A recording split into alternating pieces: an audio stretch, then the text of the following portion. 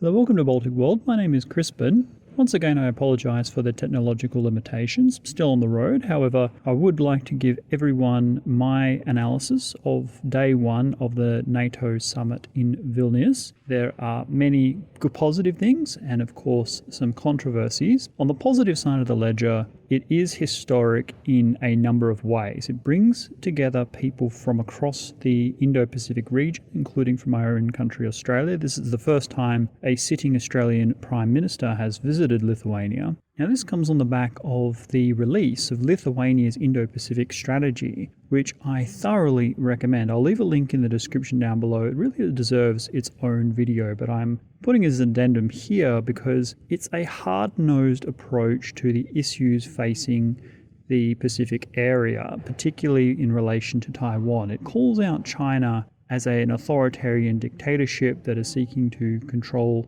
the region. I'm paraphrasing, but relative to the national strategies of countries in the region, it's extremely direct in calling out China by name and its activities as an authoritarian state. And one thing that makes this so interesting is it really supports the American approach to NATO, that is to bring NATO on board as part of a global rebalancing of power, with the United States having to focus increasingly on the rise of China, meaning that NATO countries will need to do more of the heavy lifting in their own area. And one thing that I've pointed to for some time now is that Lithuania's principled stance when it comes to Taiwan, its willingness to engage in direct diplomacy with Taiwan, incur the ire of the Chinese Communist Party, has really elevated Lithuania's standing in Washington. So while there are certain things that China can do to hurt Lithuania economically, this is more than compensated for by the increased elevation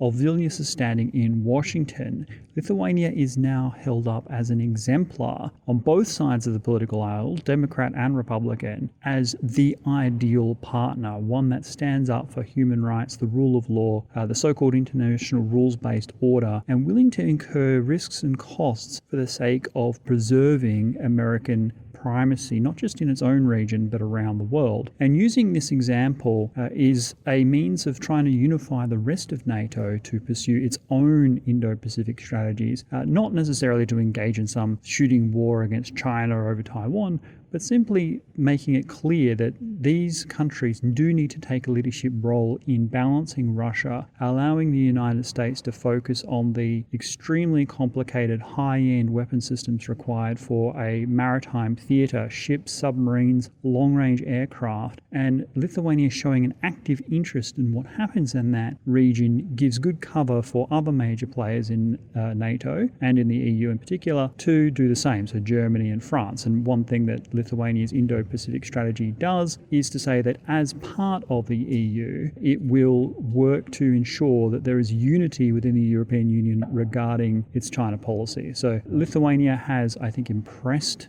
a great number of people, but not least of which are those in the elite in Washington who see Lithuania with great pride. So the leader of Australia, other Pacific countries, they are also increasing their engagement with NATO. And the United States President Biden is in Vilnius himself as part of the summit. Now, this is, from what I can tell, only the second time in history that a sitting US president has visited Lithuania, one of the few visits in the Baltic, and the last state visit being more than 20 years ago with George W. Bush. So the signal to Russia could not be clearer. You've got the world's leaders descending on the eastern flank of NATO. One can expect not only the prestige that comes with showcasing the beautiful Lithuanian summer, but the actual hard power resolutions that proximity will have in terms of the agenda for delivering increased military capability and deterrence capability for NATO's eastern flank, to put the deterrence against Russia the primary motivation for NATO's existence. One must remember that after the end of the Cold War, many NATO allies no longer believed that an invasion by Russia was a security concern. In fact, there were some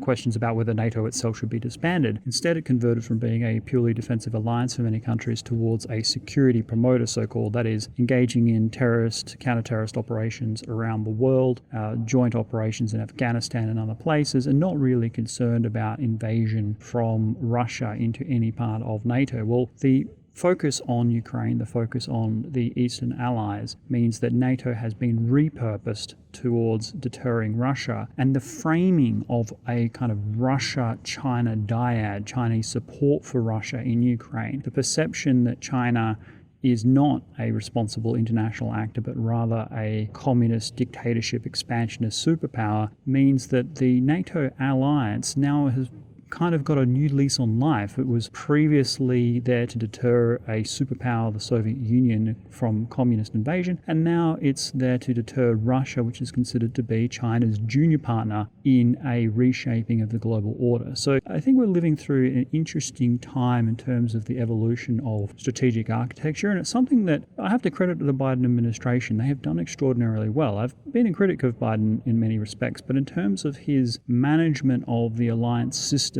in a way that truly subordinates that to American strategic interests, the Biden administration has done extremely well. It was forceful in trying to prevent Russia's invasion of Ukraine. You think back to early last year, it shared its intelligence information with the rest of the world, saying, look, this is happening. Some people didn't believe him, most famously Macron, but the American intelligence establishment was vindicated in this way. And then the way that the Biden administration has sort of stewarded support going into Ukraine to help them defend themselves has also been extremely impressive. So I have to give the Biden administration top marks in terms of its global strategic management. And this has been a significant improvement from what we've seen in the years since the disastrous invasion of Iraq in 2003.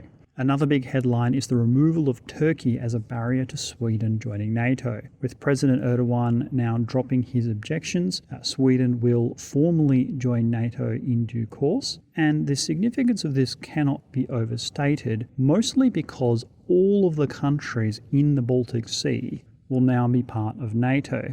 And this is ultimate victory when it comes to the balance of power in Northern Europe. After all, if we think back to the Crimean War of the 19th century, the fact is that war was won in the Baltic Sea. You wouldn't really know it from much of the way the history is told. It's all about the charge of the Light Brigade and the siege of Sevastopol and the various diplomatic kind of issues happening in the Balkans. But actually, the war was won due to the trade embargo imposed in the Baltic Sea that choked off Russia from international goods, increasing inflation at home, increasing unrest, and made it extremely difficult for the Russian government to continue to support the war. So it was this theatre, this absolute naval supremacy that the Western Allies had in the Baltic Sea that ended the Crimean War on terms favourable to the Western Allies. Without dominance of the Baltic Sea, Russia cannot even be a significant regional power, let alone a resurgent global power. Its vulnerability in the sort of Narva with St. Petersburg is extremely high,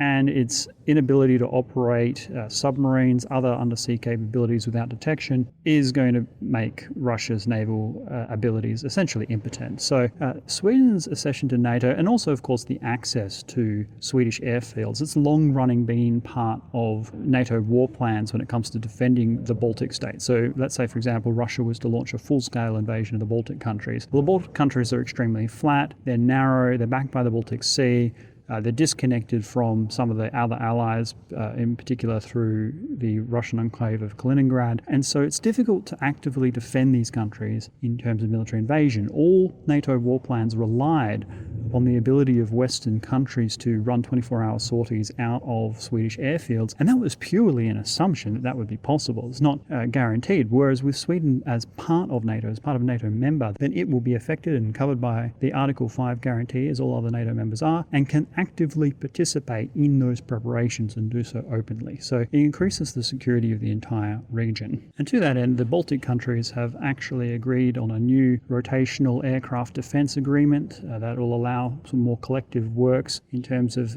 air power in Estonia, Latvia, and Lithuania. And no doubt Sweden's accession to NATO will help support that as well. So overall, the future of NATO looks bright indeed. Russia's actions have led to a complete and total strategic defeat.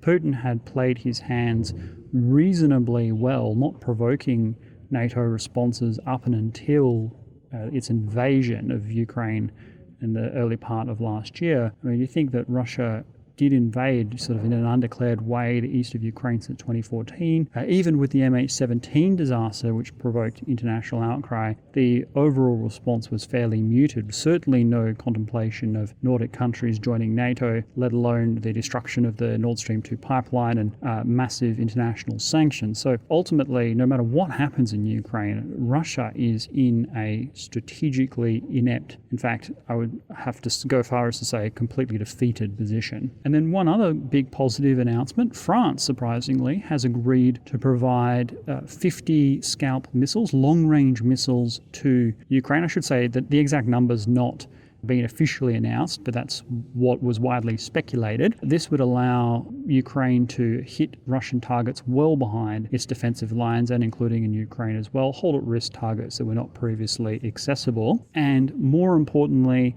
France has agreed to provide Ukraine with F-16 fighter jets.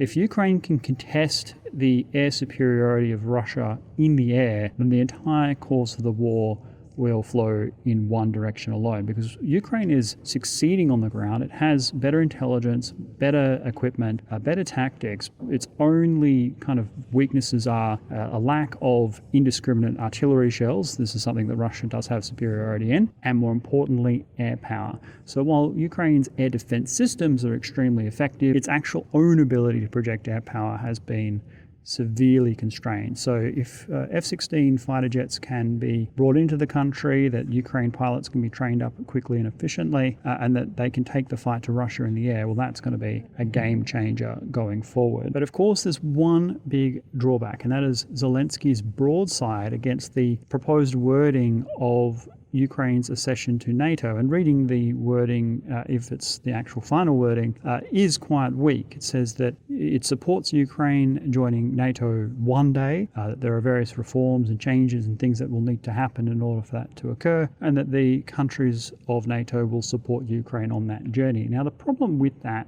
is it incentivizes Russia to prolong the war. The clear message is that NATO will not allow Ukraine to join NATO while it's in a state of war with Russia, and therefore, of course, Russia has a good reason not to let the war end, because once the war ends, Ukraine joins NATO, and then Russia will never get another chance unless it is willing to take on all of NATO. But ultimately, I've always thought it was unrealistic to ask NATO to accept a new member that's already at war with Russia, regardless of the circumstances, because Russia is a nuclear-armed state, and if there was a full-scale war with NATO triggered by Article 5, then the prospect of nuclear conflict becomes ever more likely. This is something that the Western NATO allies just simply are not going to contemplate in these circumstances, not going to deliberately create a situation in which that could occur. That said, I totally sympathize with Zelensky's position here. It is by the blood of the Ukrainian people that Europe is being kept safe at the moment. If Ukraine had fallen quickly, as was widely anticipated, it's entirely probable that Russia would have already invaded the Baltic countries. Now there is no prospect of that happening. So the world owes a significant debt to Ukraine, the people of Ukraine, the people who have suffered as a consequence of this war, and they deserve to think that there's light at the end of the tunnel, that there is a clear pathway to international protection.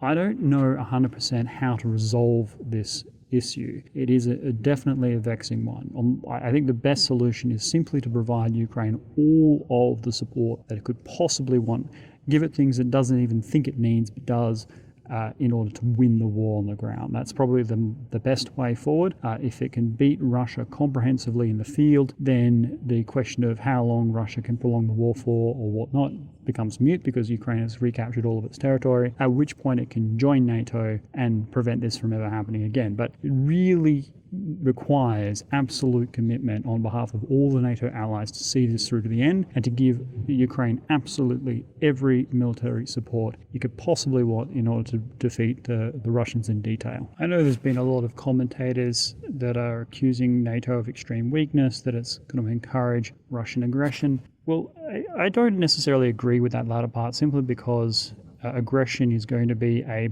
blend of intention and capability. Russia may have the intention, but not the capability. It is already massively overstretched in Ukraine. It is suffering badly, and therefore, if the NATO allies don't show the absolute strength of bringing Ukraine into NATO tomorrow, I don't think that's going to encourage Russia to do anything one way or the other, except to provide that incentive, as I said, of prolonging the war in a general sense. In fact, I actually think that this summit shows the glass to be well over half full. The eastern flank of NATO will be increasingly secure. The whole of the Baltic Sea is now under NATO control, and the NATO organization and alliance as a whole is taking on a more global aspect with the rise of China. It is helping the United States in deterring and defeating potential conflicts in the Western Pacific. I think the response that the Europeans have shown in solidarity with Ukraine really did rattle the Chinese leadership just as it did the Russian leadership. And if NATO can strengthen, increase the financial contribution of all members to 2%